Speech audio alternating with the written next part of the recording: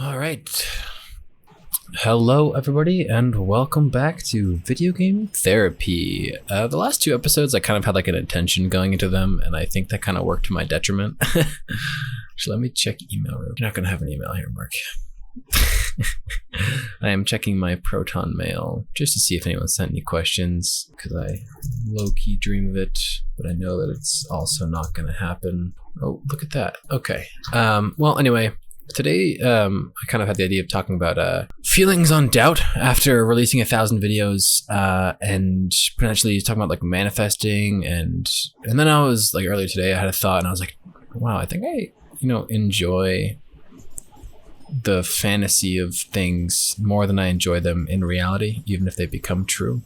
It's kind of a weird thought, but I don't know. I've just been going through some stuff. And, well, now I kind of want to talk about how we can feel lonely while surrounded by people. This was a quote I read a while ago. I believe it was from a Jomny Sun tweet. And he just kind of said, like, sometimes you can, when you're, you feel most alone when you're in a room full of people. And it hit me, and it stuck with me ever since. And I think it's pretty true. But also you can feel alone when you're with friends or when you're with, just one person. And I hope I never make anyone feel that way, but I probably do. This was kind of a thought. I was playing I was crafting with the boys, and I was just feeling really lonely today. And I was having fun, but I don't know. I still kind of felt lonely. And obviously that's not on them. It's not like anyone made me feel this way. I just was feeling lonely, and then I ended up going on a run. Had a pretty intense thought there. Ran 3 miles, which is 2 more than I meant to. It was supposed to be a short run.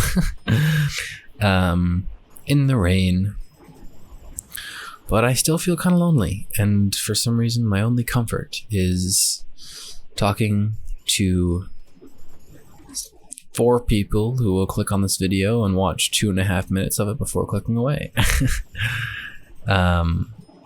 Because I have to get this video out next Saturday. I have all the videos uploaded for this week, which is kind of weird. I can't believe I spent that much time on it.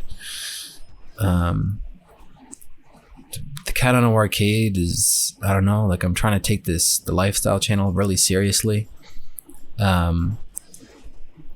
But then also the Cowdino arcade starts to gain a level of seriousness with it as well. And I get upset that it hasn't, taken off, that my lifestyle channel hasn't taken off, but it's still, it's cool to see 2 or 3 subs every day. It's kind of, it's cool to see that. Thing is, I know that those subs are 90% of them come from Duolingo versus Rosetta Stone. And that's fine. That video is 8,000 views at this point, which is fantastic. Maybe I need to, work with that niche a little bit more, but I'm just making the videos I want to make and enjoy making. And hey, from my quote-unquote research, the thing I've found, the patterns that I've found most with big YouTubers are consistent content before and after their blow up. See number 2. Number 2 is that they have a blow up, some video that goes viral, and that could be relatively viral or genuinely viral. Tens of millions of views, or just hundreds of thousands of views would be viral for me, right? On this channel, 1,000 views would be viral, in a relatively viral, and then consistent content after they upload. And usually a lot of YouTubers start with some sort of niche, Minecraft videos, and then they expand out later after they blow up or something. And the ability of a YouTuber to adapt with the times is usually what defines their long-term success. For example, PewDiePie, if he stepped to horror games, he would not be where he is today. Markiplier and Jacksepticeye, they still do gaming videos, and I think they change with the times in terms of playing the latest game. I think they do. They do, right? I think they do other stuff now, but Game Grumps, their format has changed from 10 minutes and 2 videos a day to 30 to 40 minutes and 1 video a day. Stuff like that. It's 8:51 and I'm really tired and I kind of want to sleep, but I kind of feel like I have more work to do, so I will not be able to fall asleep. You know what? This is what video game therapy is supposed to be. This is what it is. But anyway, yeah, just feeling lonely tonight. I told someone I would be able to play games with them because I'm going to be away this whole next week, which by the update of this video is going to be the whole of last week. But then, like, I didn't hear back for a while, and so I was like, okay, I'm going to craft with the boys. And then I was like, okay, I'm going to go on a run. I'm not feeling great, going to get out of my head a little bit. I sent that at the worst time. I started the run at the worst time because I think they responded like right after that, and then I haven't heard back after I got back. And again, not like they're making me feel lonely. I just like try to craft with the boys, just kind of feeling one of those ways, you know. And it's strange how we can be surrounded by friends and loved ones and yet feel so lonely. It really is strange.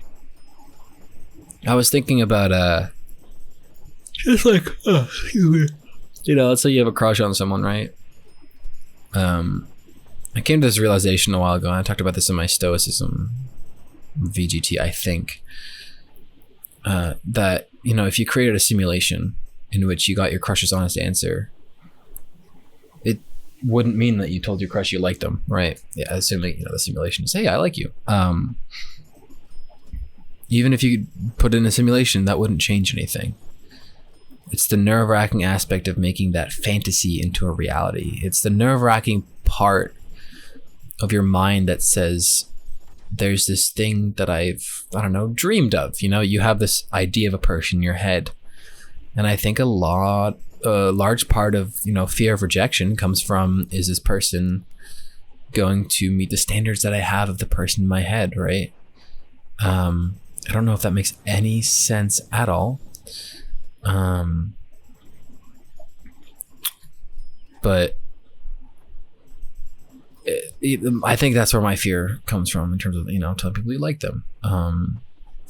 Because then the reality doesn't match up. And even in the case where it does, you know, you have high hopes, but you have low expectations, and those expectations that are met, it's like, huh, this is what I expected, but why is it so distant all of a sudden? Anyway, I'm gonna get away from that topic.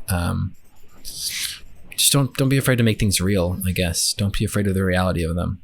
Sometimes it can suck, but it's better than living in a fantasy world, honestly. It lifts something off of your shoulders, or so I found. The first, no, I'm not gonna go into it. Yeah. Reality's tough, dude. I mean, we have the whole world on lockdown. It doesn't feel real. Maneuvering. It really, sometimes it doesn't. I was watching a TV show the other day, and I was like, wait. I had a moment where I was like, huh, why are people not wearing masks? And really wakes you up. It's like, damn, wait. If people were smart and listened to the people who knew science, maybe we wouldn't be in this situation. Oh man. Now I'm thinking about the pandemic. It's been 9 minutes. I feel like it's been longer than that. Maybe today will be short. I'm kind of running out of steam.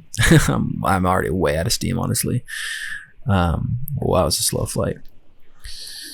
But yeah, you know, if you're ever out there and I think, you know, it hit me most in high school when I was, you know, in the cafeteria. I was in like class office in high school, and so people kind of knew who I was, so to speak, whether that be Mark or the kid on the morning announcements. But I think that kind of made me feel even more lonely, especially if I had like a group of friends where I couldn't always be a part of it or something. I couldn't always, you know, sit with them or be part of the discussion. I'm not really sure where that stems from, but I know that continued to happen in college. With my roommates, like I would consider us friends, but I still felt kind of lonely because I realized, you know, they always had friends over. Chances are, if I walked up and were like, "Yo, can I join you guys?" They'd be like, "Yeah, sure, join us," but I never did. So the loneliness on that in that scenario is kind of my fault.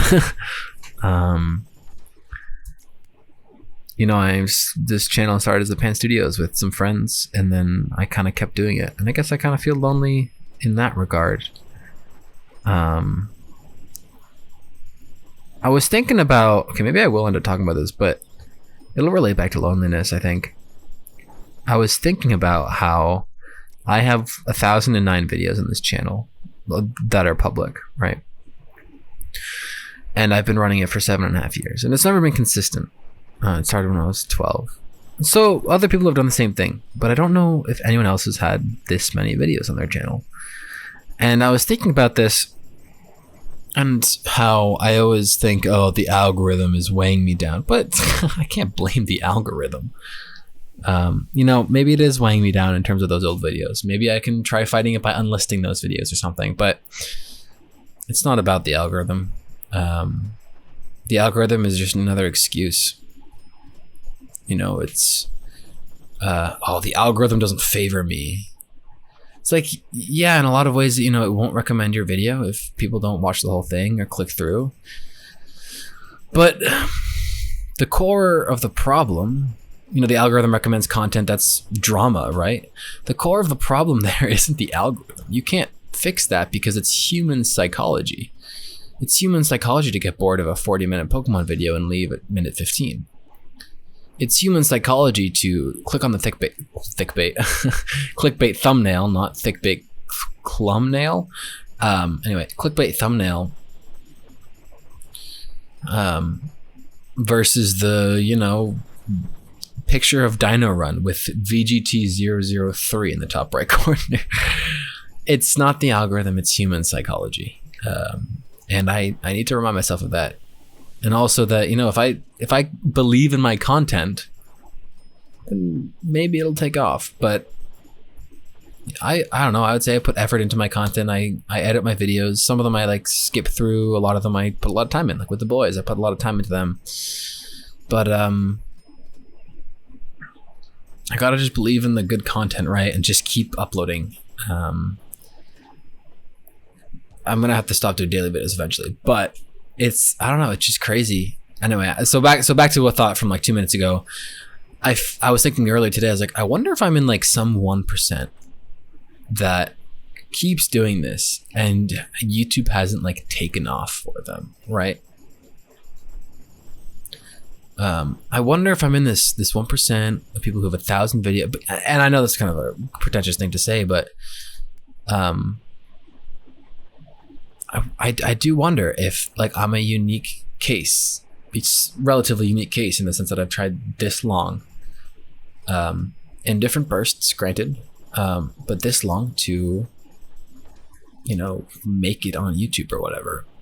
And so when I was talking about loneliness, the reason that I started talking about this was because I realized that, so I started off by saying, you know, I started this channel with some friends, James and Spad. Did he release his full? Yeah.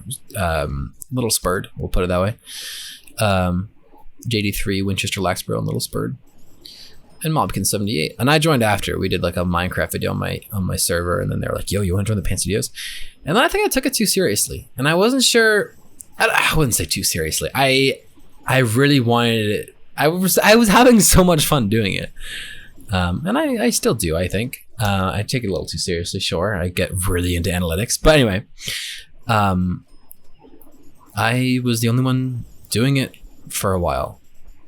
They dropped off. They stopped doing the Pants Studios. They stopped doing Cowdino arcade videos. And there's nothing wrong with that. But you know, in that stage, I'm the one who stuck with it. Someone made a comment to me that, okay, yeah, man, he was surprised that you like keep making these videos. He's like, yeah, Mark still uploads. And I think it was a comment. Someone told me that they were told by Little Spurt at our high school prom, I believe. Anyway, so there's that. And then, you know, I kept going with the Pan Studios, and Prismarine SMP and Hesty SMP came around, and I'm the only one left who still makes YouTube videos from there. As far as I know, at least. You know, one of us had like 14,000 subscribers, but barely made any videos. Which, I don't know. It's not like it's bad that anyone stopped doing YouTube. Like, people are going to live their lives. If I was not doing these weird, dumb gaming videos still, like, there's no problem with that. I hope that doesn't sound bad. It's like, oh, how dare they stop? It's just like, all of a sudden I persisted past like 3 different friend groups that got together to make videos. And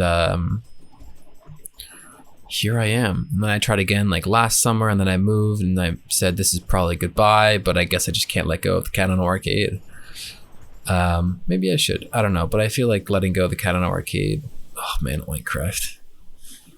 I'm so sorry, Oinkers. But anyway, so there's that.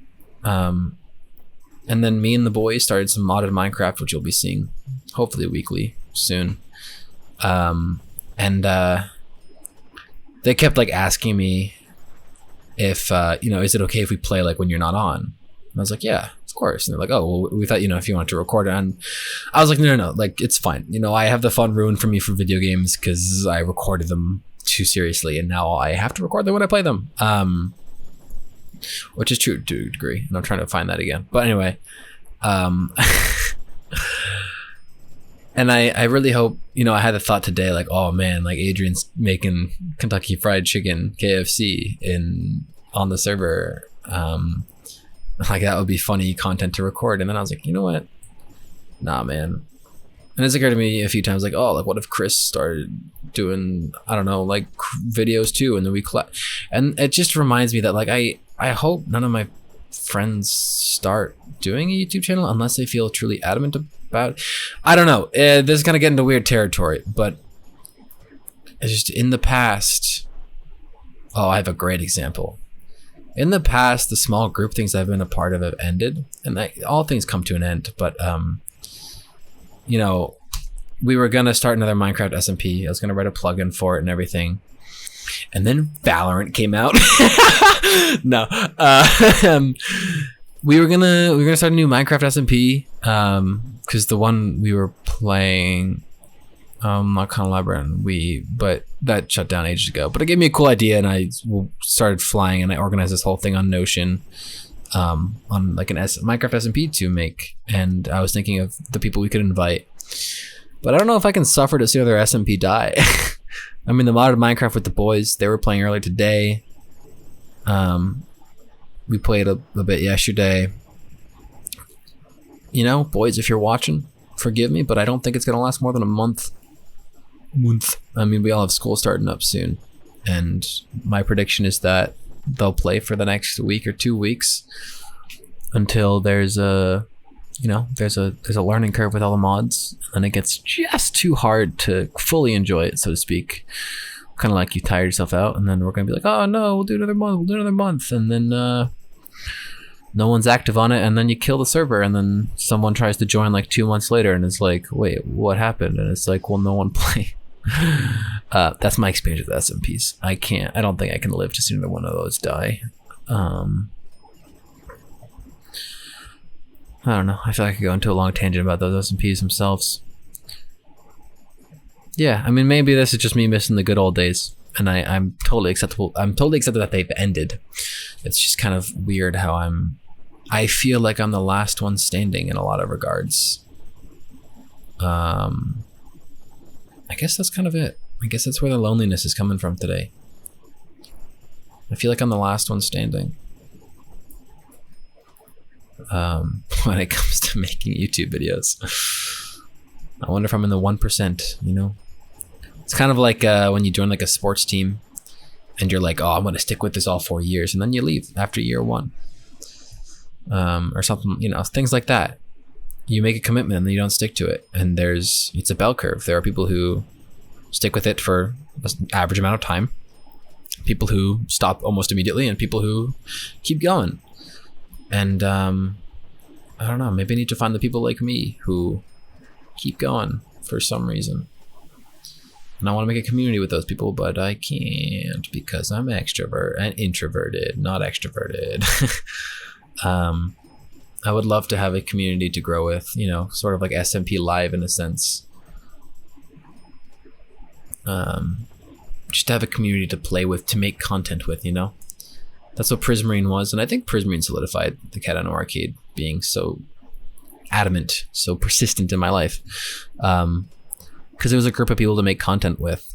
You were like, hey, check out Zaf's channel, and blah, blah, blah, blah, blah. Minecraft Bingo with Tom. He's kind of one of those people who also is making content, and it's like, we can make content together. But I don't know, I wish we could have like a community of that. And I feel, yeah, I think this 20-minute therapy session has been incredibly helpful for me today. I hope you got something from it too. I have discovered, I think, where my loneliness tonight has derived itself from. And that is that I feel lonely in making these videos. And I tell myself I'm making them to explore game design, to maybe, I don't know, rip off the weekly slap, like I am with these, pretty much. Maybe I should try making a new channel, just for the hell of it. But nah, the Cowdino Arcade name, I want to stick with it. Cowdino Therapy. The Cowdino Slap. No, I can't rip off the weekly slaps name. I really like how J Slot does that, and I wish I could do it too. I want to give people value in this world, you know? And this channel is an attempt to do that through entertainment, but I just feel so lonely doing it. I think that's why Chrono Trigger has been so fun recently, because I'm recording with Chris, who A, knows something about the game, but B, I don't have any meta moments where I'm like, I am talking to a camera right now. I don't know, these are different because I feel like someone out there is listening, right? Or I'm just talking to myself. But I don't know, there's an episode of Chrono Trigger, it got pretty bad and I had to stop early, and I was literally like, okay, I'm having a meta moment. Because it's like I can't expect anyone to click on these videos. And so I just feel so lonely in making these videos to, you know, to people see. Thank you, Wildcard, for watching Night in the Woods. As far as analytics go, I don't think anyone actually finishes any of my videos, but yeah. So anyway, I'm gonna wrap this up. I feel solid on where I just got with this episode of Video Game Therapy. I was in a mood. Let's crash here. If you feel lonely, you know, reach out to people. Reach out to pretty much anyone. I think I could reach out to a lot of people right now. There are definitely a few people that would be like, yo, let's do something.